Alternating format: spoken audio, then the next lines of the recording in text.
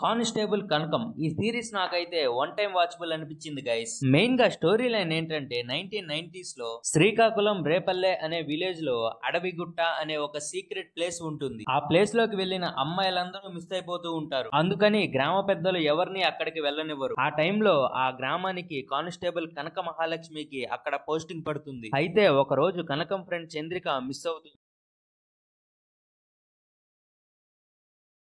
అసలు చంద్రికకి ఏమైంది, అసలు అమ్మాయిలు ఎందుకు మిస్ అవుతున్నారు, కనకం కేసు సాల్వ్ చేసిందా లేదా అనేదే మెయిన్ పాయింట్ స్టోరీలో. మైనస్ పాయింట్స్ ఏంటంటే ఓటీటీలో థ్రిల్స్ ఫ్లడ్స్ లా ఉన్నాయి. సో న్యూ కంటెంట్ కావాలి, కానీ ఈ సిరీస్ రొటీన్ థ్రిల్లర్ లాగానే ఫీల్ అవుతాం. ఇన్వెస్టిగేషన్ లో గ్రిప్పింగ్ మూమెంట్స్ లేకపోవటం మైనస్. సర్ప్రైజింగ్ గా ఫీల్ అయ్యి వావ్ అనిపించే ఫ్యాక్టర్స్ ఎక్కడా కూడా కనిపించవు. స్టోరీ ఆల్రెడీ చూసిన ఫీలింగ్ వస్తుంది. కనకం ఫ్రెండ్ మిస్ అయిన తర్వాత అక్కడ ఎవరికీ టెన్షన్ ఉండదు. అదేంటో ఢిల్లీ ట్రాక్ వచ్చాక ఫేసింగ్ స్లో అయిపోతుంది. సీజీ వర్క్ కూడా చాలా వీక్ గా ఉంది. ప్లస్ పాయింట్స్ వర్ష బొల్లమ్మ యాక్టింగ్ ఈ సిరీస్ లో హైలైట్ అని చెప్పొచ్చు. సిరీస్ ఎండ్ లో ఫియర్ ని ఓవర్కమ్ చేసి ఫైట్ చేయటం చాలా కనెక్ట్ అవుతుంది. 1990s టైంలో ఉన్న జెండర్ డిస్క్రిమినేషన్ టచ్ చేయటం మంచిగా అనిపించింది. కనకం చంద్రిక ఫ్రెండ్షిప్ బాండింగ్ ఎమోషనల్ గా చూపించారు. విలన్ క్యారెక్టర్ బిట్ పెక్యులర్ గా ఉంటుంది. క్లైమాక్స్ లో మేటివ్ ఇంట్రెస్టింగ్ గా ఉంటుంది. అందరి యాక్టింగ్ కన్విన్సింగ్ గానే ఉంది. బాగా చేశారు. BGM super. సీన్స్ ని బాగా ఎలివేట్ చేశాడు. ప్రొడక్షన్ వాల్యూస్ రిచ్ గా ఉన్నాయి. ఫైనల్ గా నా వర్డిక్ట్ ఏంటంటే